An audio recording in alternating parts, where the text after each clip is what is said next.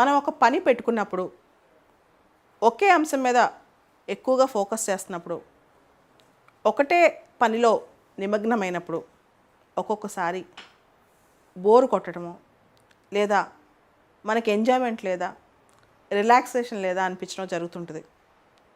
మనిషి అన్నాక ఈ ఆలోచన చాలా సహజం. ప్రతి మనిషికి వచ్చే ఆలోచన ఇది. నాకు కాస్త ఎంటర్టైన్మెంట్, కొంచెం ఎంజాయ్మెంట్ ఉంటే బాగుండు, పూర్తిగా పని ఎక్కువైపోయింది, ఇటువంటి భావన అలసట చాలామందికి వస్తుంటాయి అన్నమాట. ఈవెన్ నాకు కూడా వస్తుంటాయి. కానీ వివేకానంద ఒక మాట చెప్పారు, స్వామి వివేకానంద, పనిలో నిమగ్నం అవటమే మెడిటేషన్ అని చెప్పి.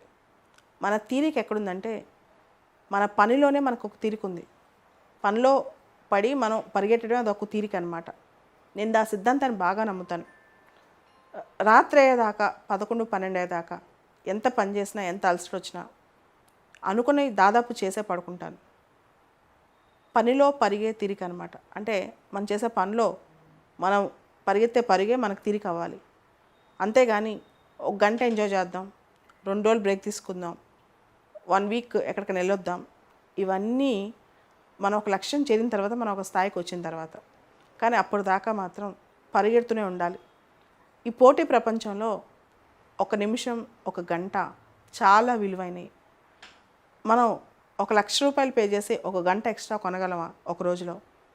ఎంత పే చేసినా ఏం చేసినా కొనలేనిది ఏంటి తెలుసా? టైం. దాన్ని మనం సద్వినియోగం చేసుకోవాలి. కాబట్టి ఏది మనకి ఇప్పుడు అవసరము, ఏది అవసరం కాదు అనే దాని మీద మన విచక్షణ బాగా పనిచేయాలి. చాలామంది ఆ విచక్షణ సరిగా పనిచేయించుకోకుండా, అంటే ఈ 24 గంటల్లో మ్యాక్సిమం మనం ఇన్వెస్ట్మెంట్ టైం అంతా దేని మీద పెట్టాలి అనేది చాలా ఇంపార్టెంట్. అలా కాకుండా రకరకాల అంశాలు చేసేసి ఇంకోళ్ళ మీద రెస్పాన్సిబిలిటీ తోసేస్తారు. వాళ్ళ మీద వాళ్ళు రెస్పాన్సిబిలిటీ తీసుకోరనమాట.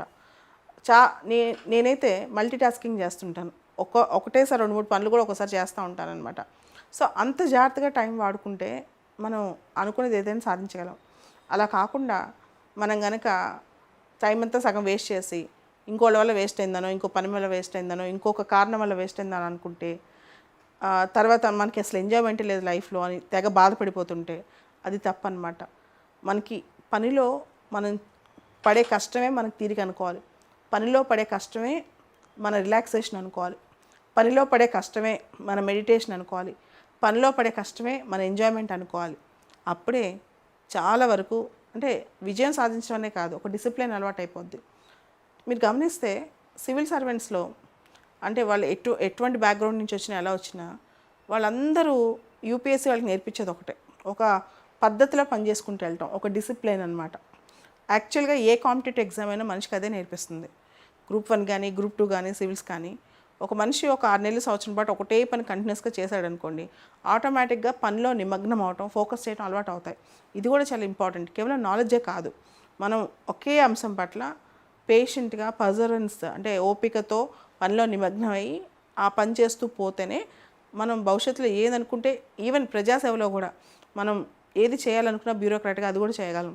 సో కాబట్టి రిలాక్సేషన్ ఇమీడియట్గా రోజుకు ఒక మూవీ చూస్తే కానీ నాకు రిలాక్స్ అవ్వలేను, ఇవన్నీ పక్కన పెట్టి నువ్వు చేయాలనుకున్న నీ నమ్ముకున్న సిద్ధాంతాన్ని, నువ్వు నమ్మిన లక్ష్యాన్ని, నువ్వు కోరుకున్న జీవన విధానాన్ని అవలంబించడం కోసం, దానికోసమే మనం 100% మన టైం డెడికేట్ చేస్తే అప్పుడు మన సక్సెస్ అయినా ఫెయిల్ అయినా మనలో రిపెంటెన్స్, ఆ బాధ మాత్రం అంటే మనం చేయలేదు 100% అనే బాధ ఉండదు.